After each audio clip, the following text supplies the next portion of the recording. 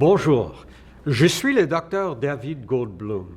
Je m'adresse à vous de CAMH, le Centre de toxicomanie et de santé mentale, qui est le plus grand hôpital d'enseignement et centre de recherche du Canada dans les domaines de la santé mentale et de l'usage de substances psychoactives. Dans cette série, nous explorons les principales questions de santé mentale qui font l'objet de recherches sur Internet.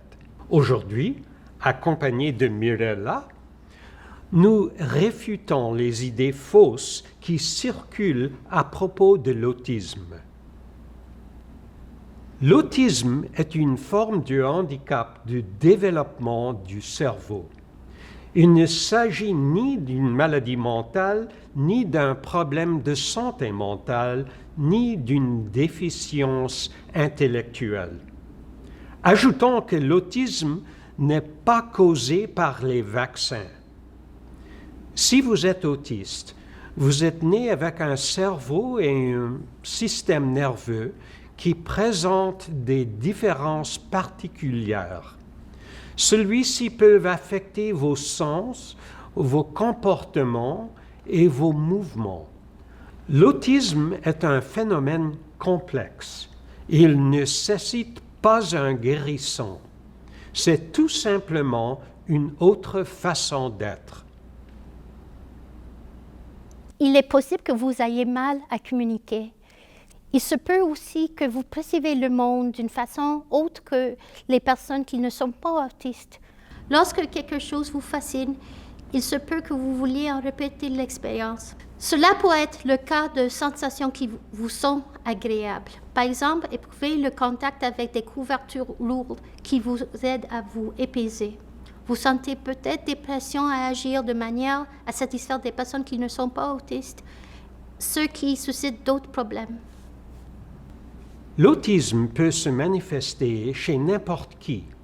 Il est présent dès l'enfance. Il évolue avec l'âge sous l'effet de multiples facteurs. Par exemple, chez qui le diagnostic d'autisme est-il le plus fréquent? C'est le plus souvent chez des personnes désignées à la naissance comme étant de sexe masculin. Probablement parce que les médecins cherchent à repérer des signes qui sont décrits dans des études portant surtout sur des garçons et des hommes. Autrement dit, il se peut que l'on ne perçoive pas l'autisme chez les filles et les femmes, car elles pourraient avoir plus d'expérience à masquer leur comportement en raison d'autres pressions sociales. Le fait d'être une personne racisée, comme celui d'avoir telle ou telle religion ou encore telle culture, peut aussi avoir une influence sur l'établissement d'un diagnostic et l'obtention d'un soutien. Essayez de trouver un réseau local de soutien aux personnes aux prises avec des troubles de développement ou autistes. Ce réseau peut vous mettre en contact avec des pairs ou vous diriger vers des organismes axés sur vos besoins, des besoins susceptibles de changer aux divers stades de votre vie. Je suis le docteur David Goldblum. Et moi, je suis Mirella.